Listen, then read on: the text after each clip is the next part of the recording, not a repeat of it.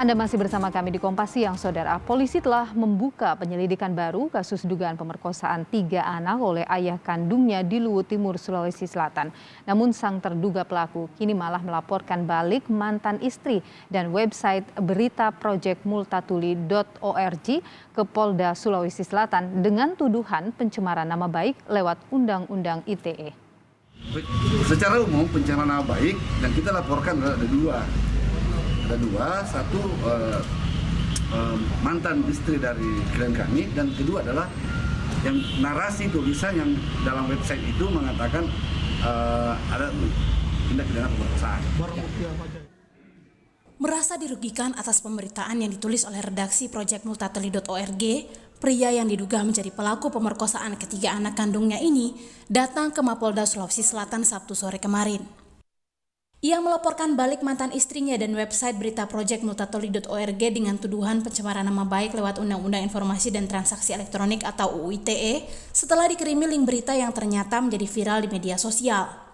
Kami sengaja mengaburkan identitas para pihak yang tertera dalam surat pengaduan yang kami peroleh ini demi melindungi para korban pemerkosaan.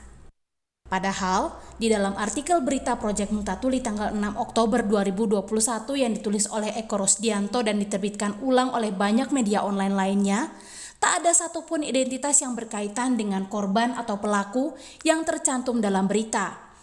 Hal ini dilakukan sesuai dengan etika pers juga demi melindungi narasumber dan para korban. Penulis bahkan tak menggunakan inisial untuk menghormati proses hukum. Saya pribadi tidak menulis inisial, teman-teman di Multatuli editor tidak menulis inisial, itu bagian kami menghargai proses hukum ini. Seandainya dia tersangka, saya pasti akan mengejar dia. Tapi ini terduga. Nah, saya tidak menulis di teman-teman Multatuli, kami sepakat tidak menulis inisial pun kami tidak tulis. Artinya kami menghargai kepolisian, kami menghargai status hukum dia. Dalam melakukan pekerjaannya, jurnalis seperti Eko Rosdianto dilindungi oleh Undang-Undang Pers Nomor 40 Tahun 1999. Di pasal 4 terhadap pers nasional tidak dikenakan penyensoran, pemberedelan, atau pelarangan penyiaran. Untuk menjamin kemerdekaan pers, pers nasional mempunyai hak mencari, memperoleh dan menyebarluaskan gagasan dan informasi. Di pasal 8, wartawan juga mendapat perlindungan hukum dalam melaksanakan profesinya. Ia juga memiliki hak tolak untuk melindungi narasumber. Jika ada yang menghambat atau menghalangi kerja pers sesuai yang diatur oleh undang-undang, maka bisa diancam pidana penjara paling lama 2 tahun atau denda paling banyak 500 juta rupiah. Sementara itu, setelah desakan begitu kuat, polisi pun membuka penyelidikan baru untuk mengungkap kasus dugaan pemerkosaan 3 anak di Luwu Timur, Sulawesi Selatan ini. Pasalnya ada 3 hasil visum yang berbeda terhadap para korban. Namun kasus ini tetap ditangani di Polres Luwu Timur dengan supervisi Polda Sulawesi Selatan. Yang akan didalami oleh penyidik nanti adalah hasil pemeriksaan dari tempus atau waktu tanggal 25 sampai diperiksanya ketiga korban tersebut di tanggal 31. Kenapa? Karena disampaikan bahwa pemeriksaan visum tanggal 9, dokter menyatakan tidak ada kelainan. Pemeriksaan yang kedua tanggal 24, dokter menyatakan tidak ada kelainan. Kemudian pemeriksaan medis oleh ibu korban di tanggal 31 menunjukkan ada katakanlah kelainan. Sebelumnya ada 3 visum yang telah dilakukan pada ketiga anak korban dugaan pemerkosaan. Dari hasil visum kepolisian yang dilakukan pada tanggal 9 Oktober dan 24 Oktober 2019, pihak dokter tidak menemukan kelainan. Sedangkan pada 31 Oktober 2019, ibu korban melakukan pemeriksaan medis secara mandiri dan menunjukkan hasil yang berbeda, serta kerusakan pada organ intim ketiganya. Meski polisi bersikukuh untuk menggunakan pasal pencabulan, pihak kuasa hukum korban LBH Makassar tetap memperjuangkan agar kasus ini bisa diusut dengan pasal pemerkosaan, sesuai keterangan ketiga korban dan hasil asesmen psikologi di Makassar. Asesmen terhadap anak, itu keterangan anak itu menunjukkan ada kekerasan seksual. Bukan sekedar dokumen asesmen P2TP2A atau psikolog P2TP2A Kota Makassar, tapi juga semuanya itu, mulai dari visum psikiatrikum di Bayangkara, visum asesmen psikolog di Luhut Timur dan juga di Makassar, itu menunjukkan keterangan anak bahwa dia mengalami kekerasan seksual.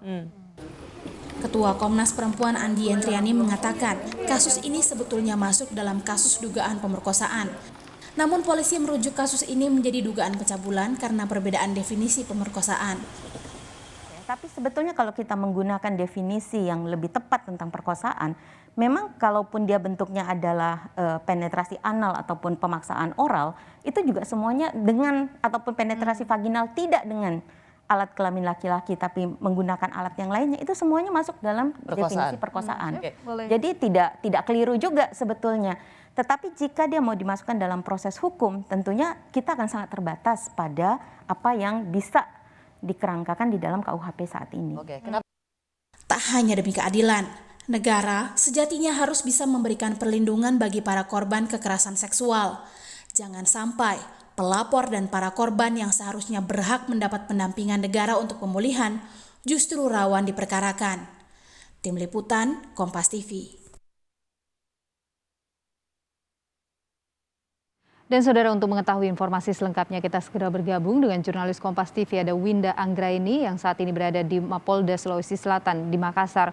Winda, selamat siang. Apakah sudah ada tanggapan dari ibu anak-anak korban dugaan pemerkosaan ini atas pelaporan balik yang dilakukan oleh mantan suaminya? Iya, Nilo dan juga saudara, kami tadi mencoba menghubungi kuasa hukum dari pelapor dan juga korban yang menyatakan bahwa laporan ini salah alamat jika ditujukan kepada mantan istrinya, karena laporan yang ditujukan oleh terlapor ini terkait dengan narasi yang dimuat oleh salah satu website ataupun juga situs pemberitaan, sehingga berita ini viral di media sosial dan juga menyita perhatian publik, karena menurut kuasa hukum dari korban ataupun juga pelapor bahwa yang dilaporkan oleh terlapor ini adalah produk jurnalistik. Jadi mekanismenya haruslah melalui Dewan Pers. Dan dari kuasa hukum sendiri tak mempermasalahkan terkait dengan laporan balik yang dilakukan oleh ayah yang diduga melakukan pencabulan terhadap 3 orang anaknya di Luhut Timur, karena hal ini merupakan bentuk dari respon dan juga untuk mengintimidasi pelapor, dan hal ini sering kali terjadi pada kasus kekerasan seksual. Dan kuasa hukum berharap bahwa adanya laporan balik dari ayah korban ini tidak mengganggu jalannya proses pengusutan kasus pencabulan ataupun juga pemerkosaan terhadap 3 orang anak yang terjadi di Luhut Timur. Saat ini dari kuasa hukum korban sendiri menyatakan dalam waktu dekat belum ada agenda ataupun juga belum ada penyelidikan secara resmi atau panggilan penyelidikan secara resmi dari pihak kepolisian. Saat ini dari kuasa hukum ataupun juga pendamping hukum dari korban ini fokus untuk melakukan perlindungan dan juga pemulihan terhadap ibu korban ataupun juga ketiga anak yang diduga menjadi korban pencabulan di Luhut Timur ini untuk pemenuhan hak-haknya. Dan kuasa hukum juga berharap bahwa proses penyelidikan terkait dengan kasus pencabulan di Luhut Timur pada tahun 2019 tersebut dibuka kembali. Akan tetapi yang terjadi saat ini adalah pihak kepolisian justru membuat laporan baru dengan membuat laporan polisi model A untuk fokus terhadap kasus ini dalam rentan waktu yaitu 25 sampai 31 Oktober 2019, karena menurut pihak kepolisian di rentan waktu itulah terjadi tindak pidana kekerasan seksual seperti itu, karena terjadi beda hasil visum antara tanggal 31 Oktober 2019 hasil visum dari Rumah Sakit Vales Sorowako yang dilakukan secara mandiri oleh pelapor, dan juga terjadi perbedaan hasil di dua hasil visum lainnya, yaitu 9 Oktober dan tanggal 24 Oktober, sehingga kuasa hukum berharap bahwa kasus ini bisa dibuka kembali. Nilu. Baik, ada harapan agar kasus ini bisa dibuka kembali terkait dengan laporan dilayangkan oleh ayah terduga pelaku ini tidak menjadi masalah bagi kuasa hukum dari korban. Terima kasih laporan Anda, jurnalis Kompas TV Winda Anggraini langsung dari Makassar, Sulawesi Selatan.